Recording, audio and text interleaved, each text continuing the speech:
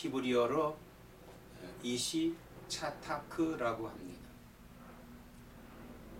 이 차타크는 의로운, 공정한에서 나온 말인데, 이 차닥이라는 말은 올바르게 행하다에서 나온 말로, 뭐 죄가 전혀 없다든지 또 흠이 없는 것이 아니라 타락한 시대적 상황에서 그래도 경건하고 정직하게 살려고 노력하는 것을 의미하는 말이 차닥입니다. 그래서 하나님은 오늘도 의인을 찾으신다. 오늘 하나님도 의인을 찾으신다. 첫 번째로 하나님께서 노아를 의인으로 인정하셨습니다. 창세기 6장에 보면은 사람이 땅 위에 번성하기 시작을 하죠. 근데 이 번성이라고 하는 것은 축복의 결과입니다. 이 축복의 결과인 번성을 사람들은 이러한 축복을 악용했고, 또 잘못 이해함으로 말미암아서 저주가 오고 맙니다. 저주가 오고 말죠. 당시에 그 번성된 노아 시대의 그 사람들의 생활상을 보면은 그 생활상에서 첫째적인 조건이 결혼의 삶입니다. 결혼의 삶. 하나님은 가정을 제일 먼저 세워주셨기 때문에 가정 생활을 어떻게 하느냐 이걸 보십니다. 그런데 그 6장에 창세기 6장에 보면은 사람이 땅 위에 번성하기 시작할 때 그들에게서 딸들이 나니 하나님의 아들들이 사람의 딸들의 아름다움을 보고 자기들이 좋아하는 모든 여자를 아내로 삼는지라. 그러므로 여호와께서 이르시되 나의 영이 영원히 사람과 함께하지 아니하리니 이는 그들이 육신이 됨이라. 그러나 그들의 날은 120년이 되리라 하시니라 그랬습니다. 첫째는 이렇게 혼합된 결혼. 그러니까 혼합된 결혼이라고 하는 것은 뭘 가리키느냐 하면요, 그 당시에 그 족속은 두 족속으로 갈라지죠. 첫째는 그 가인의 족속들입니다. 또 하나는 셈의 족속들이죠. 근데 셈의 족속들 가운데서도 그 아들들이 사람의 딸들의 아름다움을 보고 그들을 아내로 삼는 거예요. 그들의 인성이라든지 그들의 신앙이라든지 또 그들의 그 가문은 보지 않고 이제 아름다운 모습에 그들이 그냥 하여튼 뭐 어디가 아름답다든지 눈이 아름답다든지 얼굴이 아름답다든지 몸매가 아름다운 이러한 여성들을 자기 아내로 삼습니다. 그러므로 사실 그들은 그들이 그 타락한 대로 결정하는 거예요. 믿지 않는 많은 대로 결정을 하는 겁니다. 이것은 성경의 고린도후서 6장 4절에 보면은 믿지 않는 자와 멍에를 함께 하지 말라 이렇게 말씀을 했잖아요. 그러니까 믿지 않는 자, 즉 하나님의 이름을 부르지 않은 가인의 족속들을 아내로 삼아들이는 겁니다. 오늘 우리의 삶에서도요, 사실 이 결혼 중요합니다. 믿는 사람과 결혼해야 돼요. 또 거듭난 사람하고 결혼해야 됩니다. 그리고 우리의 그 파트너, 예를 들어서 사업 파트너라든지 혹은 친구들, 믿는 자와 친구를 해야 돼요. 믿는 자와 친구를 해야 돼요. 이러한 그 사회, 그 당시에 그렇게 타락한 사회죠. 그런 타락한 사회에서 하나님이 노아를 인정하셨습니다. 인정하셨어요. 9절에 보면은요, 6장 9절에 보면은 노아는 의인이요 당대의 완전한 자라. 그는 하나님과 동행하였으며 세 아들을 낳았으니 셈과 함과 야벳이라 그랬습니다.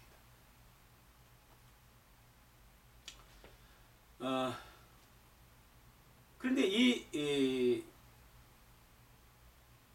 그 속에서도 이 노아는 하나님 인정하셨다.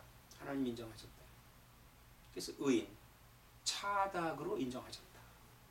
노아가 죄가 없는 게 아닙니다. 노아가 완전 흠이 없는 것도 아니에요. 완전한 사람은 아니지만 그는 어떻게 했어요? 응? 경건한 사람이라고 했어요. 하나님과 동행했다. 하나님과 동행했다고 하는 것은 하나님을 예배하고 하나님과 믿고 하나님의 기뻐하시는 일을 했다는 거예요. 그래서 하나님께서 그 어려운 그 타락한 사회를 홍수로 멸하시겠다고 하면서 노아에게 방주를 지으라고 이렇게 말씀을 하십니다. 노아는 방주를 짓죠.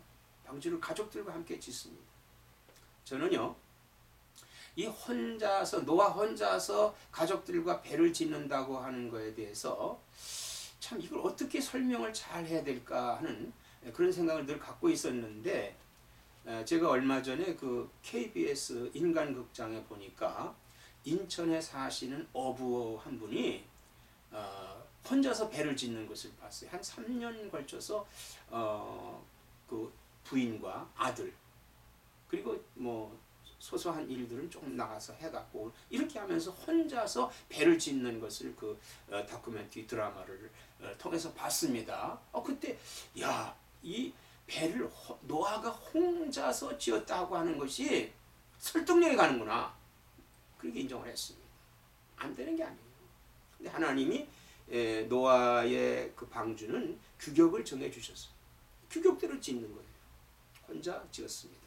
그리고 당시에 그 제목이라고 하는 것이 그렇게 그렇게 훌륭한 제목들이 아니에요. 응? 그 무슨 잣나무 있죠. 그리고 거기서 나오는 역청 이런 것들이에요.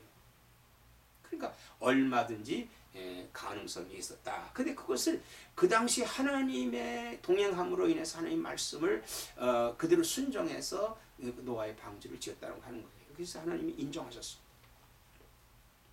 두 번째는 예수님께서 아벨을 의인이라고 하셨습니다. 아벨을 의인이라고 하셨어요.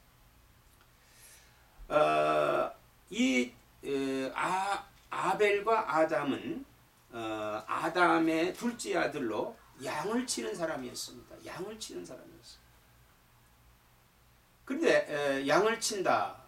그러면 그 큰아들인 가인은 뭐 했던 사람이냐? 가인은 아버지의 가업을 그대로 물려받았던 농사를 짓는 사람이었습니다. 즉 아담의 직업은 농사 짓는 사람이었습니다. 그래서 그 아버지가 지을 때는 가인은 그렇게 많이 협력을 안 했어요. 사실은 아버지가 지었지.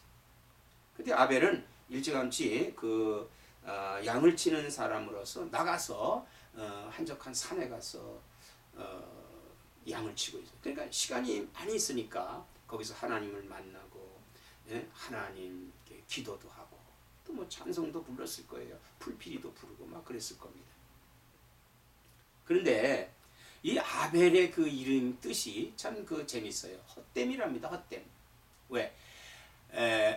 아마 그 가인 아벨 당시에도 그랬던 큰 아들을 낳았기 때문에 큰 아들은 그 이제 대를 잇는 그런 아들이었기 때문에 둘째 아들은 헛됨이다, 헛되다라고 하는 뜻에서 헛됨이라고 지었던 것 같아요. 그러니까 아마 부모님의 그 정말 관심이 조금 못했다 볼 수 있죠.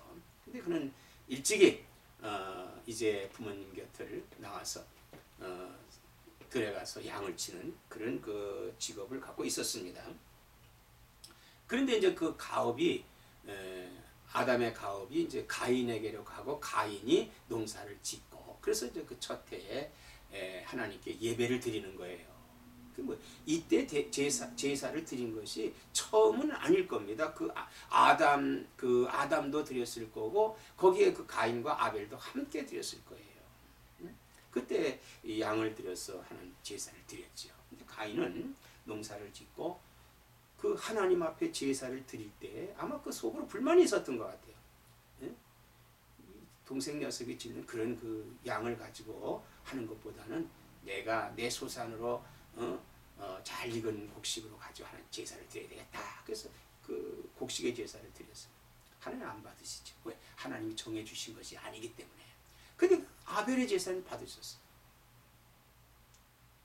그리고 가인이 화가 났습니다. 아벨의 제사는 받고 자신의 제사는 받지 않았기 때문에 화가 났어요. 그러므로 아벨을 쳐 죽입니다. 아벨을 쳐 죽여요. 이렇게 아벨은 그야말로 첫 순교자가 됐습니다. 하나님 앞에 바르게 제사를 드림으로 인한 첫 순교자가 됐죠. 그러니까 하나님, 예수님께서 이걸 인정하신 거예요. 아벨의 제사를 하나님이 예수님께서 인정하셨다고 하는 겁니다. 마태복음 23장 35절에 말씀을 하고 있습니다. 마태복음 23장 35절이죠. 23장 35절에 예수님께서 하시는 말씀을 우리 한번 보겠습니다. 23장 35절에 그러므로 의인 아벨의 피로부터 성전과 제단 사이에서 너희가 죽인 바게라의 아들 사가라의 피까지 땅 위에서 흘린 외로운 피가 다 너에게 돌아가리라.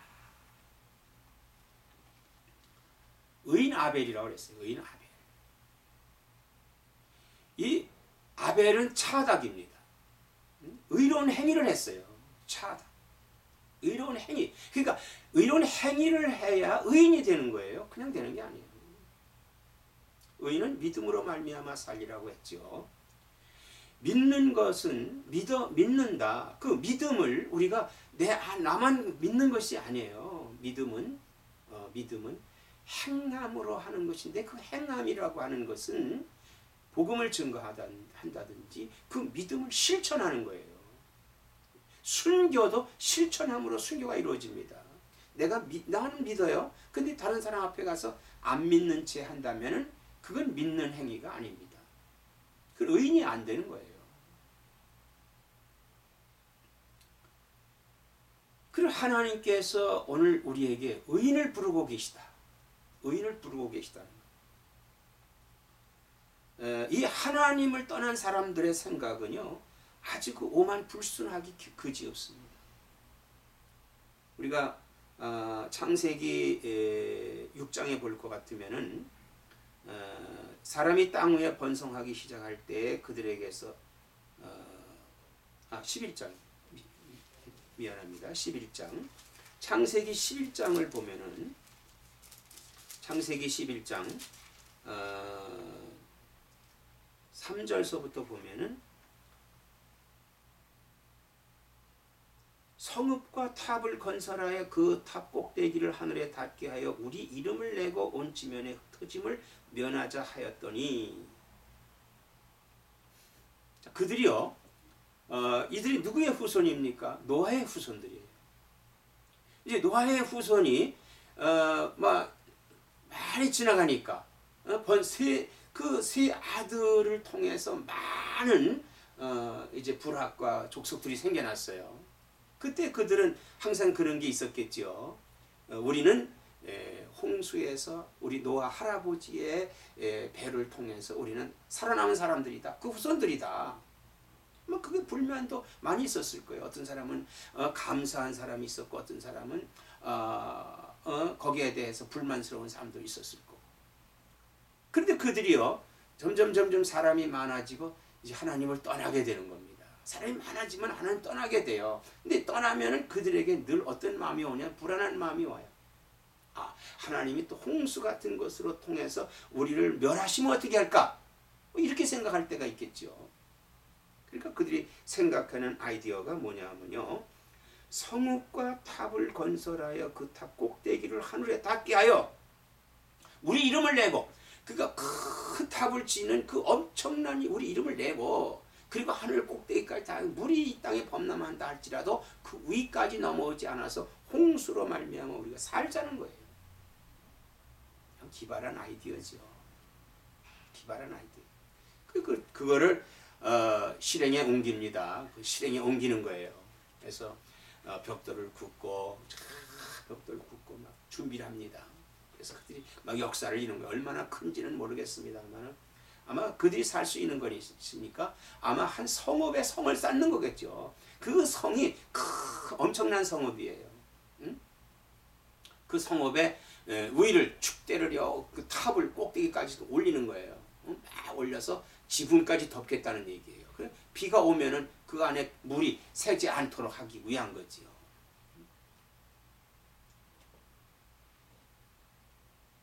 그래서 그렇게 작업을 하고 있는데 하나님께서 그걸 보셨어요. 11장 5절에 보니까 여호와께서 사람들이 건설하는 그 성읍과 탑을 보려고 내려오셨더라. 저들이 어떻게 그런 일을 하는가 봤더니 언어가 하나고, 응? 언어가 하나이기 때문에 말만 하면 척척척 되는 거예요. 척척 되는 거예요. 그래서 하나님이 그들의 언어를 혼잡하게 하셨다고 그랬어요. 혼잡하게 하셨다. 왜? 하나님을 대적하는 일 아니에요. 이 하나님 대적하는 게 우상숭배입니다. 하나님을 대적하는 게 불신앙이에요. 믿지 않는 겁니다. 그래서 그들의 하나님께서 언어를 혼잡하게 하셨어요. 벽돌 갖고 오라 하니까 물 갖고 오고, 물 갖고 오라니까 역청 갖고 오고, 역청 갖고 오라니까 벽돌 갖고, 막 이렇게 엉망이 되니까 그 성읍을 쌓다가 중단하고 말았습니다. 그래서 다 흩어진 거죠. 흩어졌어요. 오늘날 세계에 흩어져서 사는 족속들이 그래서 흩어진 거예요. 그래서 저는 이번에 그 유럽에 투어를 했습니다. 서유럽을 투어했어요. 그래서 가서 보니까 영국이라든지 혹은 파리, 기타 뭐 다른 지역, 이태리의 다른 지역 이렇게 돌아봤습니다. 주로 그곳에서 본 것은 성당이죠, 성당. 그들의 건축. 근데 그들의 건축이 탑의 건축이에요. 탑. 그 탑을 똑해 쌓는 겁니다. 서로 경쟁하듯이 쌓아요. 문과 탑의 경쟁이라고 볼 수 있죠. 그 다음에 형상의 경쟁. 자, 어떻게 보면 하나님이 제일 싫어하시는 것만 했어요. 나 왜 다른 신을 두지 말라고 했는데 뭐 다른 신들을 많이 조각을 했더구만요. 응? 성인도 거기다가 조각을 해서 세우고 그렇게 해서 그 성당 안에 뭐 100몇 개, 500몇 개, 300몇 개씩 이렇게 그 형상들을 만들어 놨더라고요. 응? 그리고 그 탑을 아주 높이 쌓았어요. 그 종탑이에요. 그러면 그것이 그 예배를 드리는 사람들의 편의와 그런 거에 대해서는 없고, 그런 건 없어요. 그저 웅장한 무언가 이름을 날리고 그 높이만 그렇게 만들어 뽀짝뽀짝뽀짝 이렇게 만들었더라고요. 자, 이것이 신 아래서 하나님 싫어했던 일을 우리 기독교가 했어요. 기독교가 했어요. 그러므로 뻔히 거기서 나타나는 것이 뭡니까? 타락이죠, 타락. 그래서 종교 개혁이 일어나게 되고 우리 개신교회들은 예배당을 짓는데 사실 그 교인들의 편의성을 많이 봅니다. 그렇게 해서 예배당을 지었어요. 그런데 종탑이라는 거 있죠. 좀 높이 짓는 교회도 있습니다만은 그렇게 뭐 웅장하진 않아요. 그러나 현대 교회를 봤을 때 현대적인 삶 속에서 사실 교회를 크게 종탑을 크게 올리는 그런 것은 사람들에게 위압감을 주고 오히려 좋지 않은 그런 것이 있어요. 자, 하나님이 싫어하시는 것은요, 사람들도 싫어해요. 근데 하나님이 싫어하는 사람들도 싫어하면서도 하나님을 떠나는 인간의 속성이 참 알다가도 모를 일이죠. 사람의 생각은 이렇게 오만불손하다 이 말입니다. 근데 하나님께서 이렇게 민족대로 언어대로 이제 흩으시고 의인을 부르시는데 아브라함을 먼저 부르시죠. 아브라함, 내 본토 친척 아비 집을 떠나 내가 지시하는 땅으로 가라. 그래서 머뭇거리면서 아브라함도 하나님 지시하는 땅으로 가게 되지요. 그런데 그에게는 참 한 가지 상처가 있었습니다. 대를 이을 아들을 낳지 못했어요. 그래서 그의 형님의 아들 롯을 데리고 갑니다. 또 어떻게 보면 불신앙이에요. 그걸 통해서 아브라함이 겪는 고통은 이루 말할 수 없습니다만은 갔어요. 근데 하나님께서 아브라함에게 복을 주시니까 롯도 복을 받는 거예요. 축복의 개념이 하나님이 복을 주시면 복을 받는 거예요. 근데 거기 같이 간 사람도 복을 받아요. 그러니까 파트너, 이게 부부라든지 친구라든지 사업 파트너들이 한 마음, 즉 하나님을 믿는다면은 더 놀라운 축복을 받게 됩니다. 그런데요, 아브라함과 이 롯이 하나님의 복을 받게 되니까 양들의 숫자가 늘어나요. 그러니까 양들의 숫자에 비해서 먹을 것이 적어요. 그러니까 목자들끼리 다투는 거예요. 그때 아브라함이 이제는 흩어질 때가 됐구나. 그래서 롯을 불러놓고 이제 너와는 이제 이거 서로 분가를 해야 되겠다. 서로 이거 나누어서 살아야 되겠다. 그래서 네가 우하면 내가 좌하고 네가 좌하면 내가 우한다. 아브라함이 이 롯이 보니까 소할 땅이 너무 아주 곡진 거예요. 그래서 그는 소아를 택했습니다. 나중에 그것이 소돔과 고모라가 되지요. 그래 아브라함은 어디에 산지로 갑니다. 자 이렇게 해서 이 산지로 간 아브라함에게 하나님 복을 주시는 거예요. 거기서 더 큰 번성을 이루게 됩니다. 그런데 이 소할 땅이라고 하는 것은 소돔과 고모라 아닙니까? 거기는 믿지 않는 사람들이 많이 살았어요. 그래서 하나님께서 소돔과 고모라는 악한 자다 이렇게 말씀을 했습니다. 악한 땅이다. 악한 자들이다. 근데 거기서 사는 거예요. 근데 하나님께서 이 땅에서 의인들의 소리가 들릴 거 아닙니까? 소돔이 악하다. 그걸 들으셨다 이거예요. 그래서 그것이 얼마나 악한가 눈으로 보시기 위해서 천사를 보냅니다. 그래서 거기서 아브라함을 만나요. 아브라함이 이 계획을 알고 하나님께 기도합니다. 하나님, 소돔 땅에 의인 50이 있으면 멸하시겠습니까? 어떻게 의인이 있는데 하나님이 그것을 멸하실 수 있습니까? 의인과 함께 악인을 멸하실 수 있습니까? 하나님이 그러나 그 땅에 50명 의인이 있다면 내가 그 성을 멸하지 않는다. 가만히 생각하니까 의인 50이 없을 것 같아요. 그래서 하나님 40명 있으면 어떻게 하겠습니까? 그 멸하지 않는다. 그것도 없을 것 같아. 그럼 30명 있으면 어떻게 해야겠어요? 20명만 있어 내가 멸하지 않는다. 그럼 정말 죄송한데요. 마지막으로 말씀을 드릴게요. 10명만 있으면 어떻게 하겠어요? 10명 있어도 멸하지 않는다.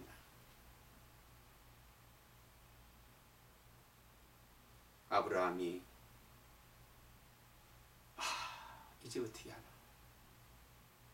그리고 그 천사가 소돔으로 들어갑니다. 어떻게 들었던지 롯이 그 천사를 맞이해요. 그래도 롯은 작은 아버지한테 신앙을 전수받은 사람이기 때문에 그렇게 극진한 신앙생활을 하지 못했지만은 그 천사의 소식을 듣고 그를 자기 집으로 맞이합니다. 그러나 천사는 아니야 내가 길에서 잘게. 어떻게 길에 잡고 하고 그를 모셔드립니다. 그랬더니 동네 사람들이 난리가 났어요. 무엇 때문에? 천사라고 하는 것은 우리 사람의 모습 같지만은 실상은 사람의 모습이 아닙니다. 그렇다고 해서 화가들이 조각한 그림 이런데 날개가 있다. 사실 날개는 없을 거예요. 우리와 같은 그런 옷을 입은. 그런데 생김이 준수하겠죠. 왜? 천사기 때문에. 그러니까 그들을 내놓으라는 거예요. 야 내놔라. 우리가 오늘 상관하겠다. 이 말은 뭐예요? 영어 성경에 보면은요.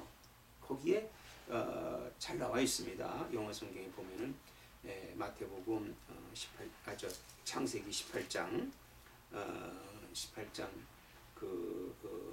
19장이죠. 19장에 보면은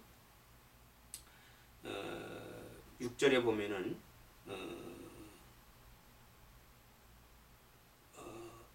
5절이죠. 19장 5절에 롯을 부르고 그에게 이르되 오늘 밤에 내게 온 사람들이 어디 있느냐 이끌어내라 우리가 그들을 상관하리라. 우리가 그를 상관하리라. 영어 성경을 보면요 5절 끝절만 읽어드릴게요.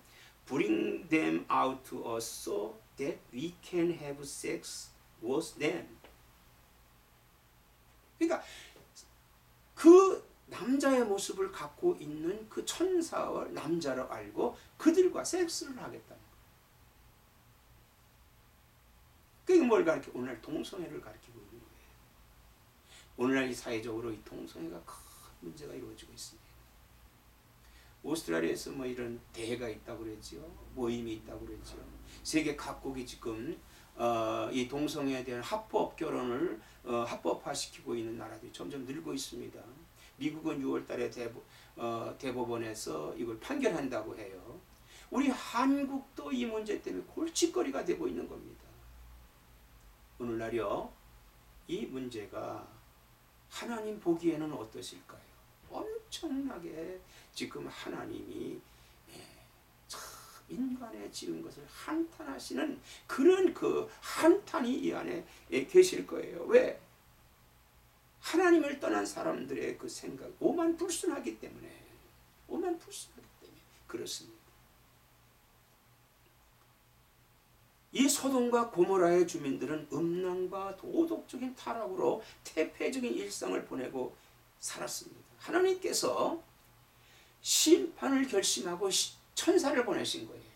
우리의 기도를 하나님이 들으시고요. 우리에게 오십니다. 하나님께서 우리의 부르짖음을 들으시고 와 계시면서 하나님 심판하고 계시는 걸 우리가 알아야 돼요.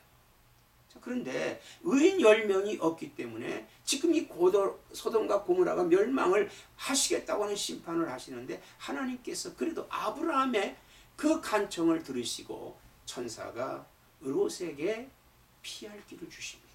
롯아, 지금 너희 사위와 딸들 그리고 너희 부부가 빨리 이 성을 떠나라. 저 산으로 가라. 롯이 말합니다. 저 산까지는 못 갑니다. 너무 멀어서. 그럼 저 너머까지 가라. 그래서 딸들이 사위에게 갑니다. 사위들에게 말하니까 큰 소리가 어디 있어. 무슨 멸망이야. 비웃습니다. 따라가지 못해요. 그렇기 때문에 롯과 그 아내와 딸들이 그 롯을 따라 소돔을 떠납니다. 근데 주의사항이 있어요. 이쪽에서 어떠한 소리가 들리든 뒤를 돌아보지 말아라. 뒤를 돌아보지 말아라. 뒤를 돌아보지 말라고 하는 말은요, 말의 뜻은 자 이제 이 가족이 지금 앞만 보고 갑니다. 막 빨리 가야 돼요. 그런데 뒤를 보면은 무슨 뒤를 보니까 뻘겋게 물들어 있는 거예요. 그러니까 멈춰지게 되죠. 저기 멈춰지니까 결국은 뭡니까? 거기까지 어떤 게 와요? 멸망이 오는 거예요. 그래서 소금 기둥이 됐습니다. 소금 기둥. 사랑하는 여러분, 이 소돔과 고모라가 멸망한 것은 뭐예요? 성적인 타락과 그리고 태폐적인 음란과 도덕적인 타락으로 말미암아서 하나님께서 멸망시킨 거예요. 멸망시킨 거예요.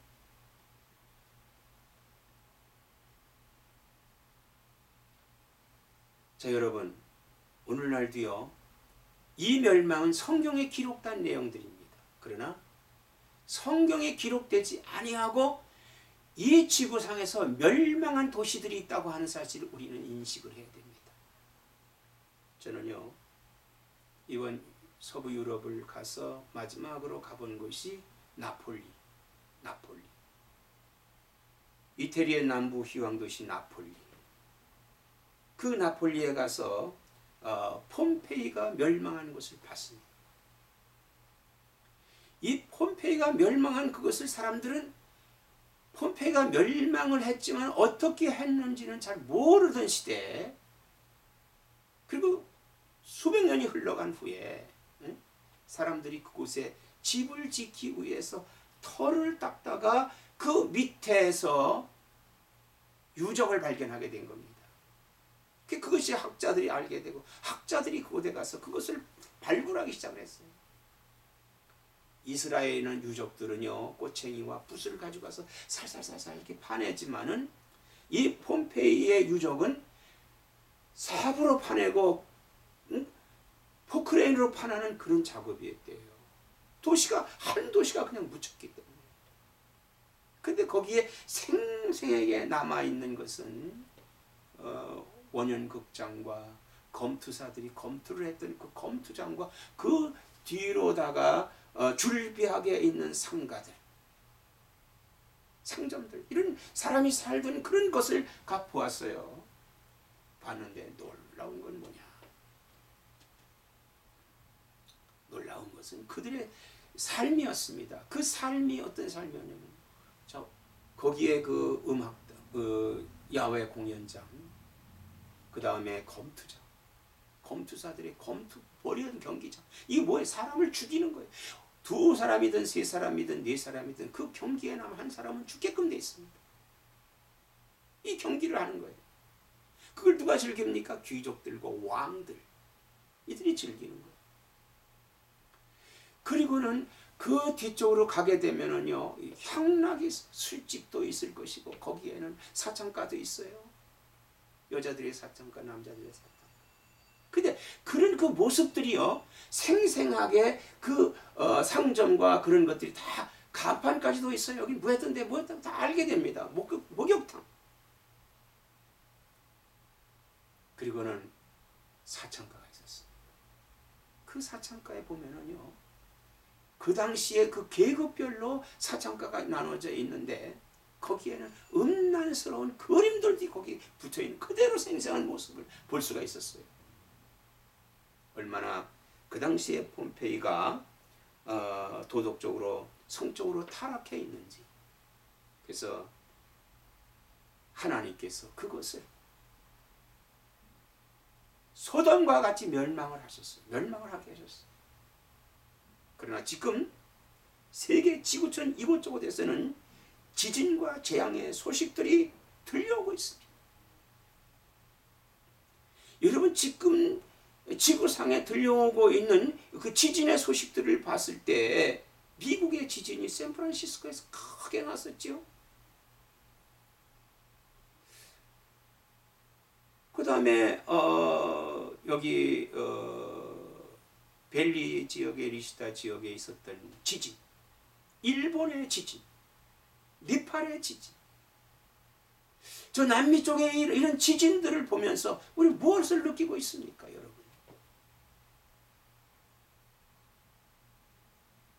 무엇을 느끼고 있습니까? 혹시 하나님 앞에 악을 행하고 있지 않는가 우리 생각을 해야 됩니다. 샌프란시스코는 동성애의 총본산이라고도 하지요. 이런 것들을 하나하나 봤을 때는 하나님이 악으로 보고 있다. 이게 마지막은 아니라고 했습니다. 세계 조처의 지진과 난리와 난리의 소문이 있겠으나 그랬어요. 예수님께서 그렇게 말씀을 했어요. 그러나 이건 아직 끝이 아니다. 그러나 우리는 여기에서 의인을 찾을 수 있는 하나님. 의인이 뭐라고 그랬어요? 올바르게 행하다. 차다. 올바르게 행하는 자. 자, 올바르게 행하는 자가 뭡니까? 하나님과 동행하고 하나님을 경배하고 하나님의 뜻대로 사는 사람이 차닥입니다. 의인입니다. 이 차닥을 하나님은 찾고 계시는 거예요. 오늘 하나님 앞에 의인으로 인정받는 나와 여러분 되시기를 주의 이름으로 축원합니다.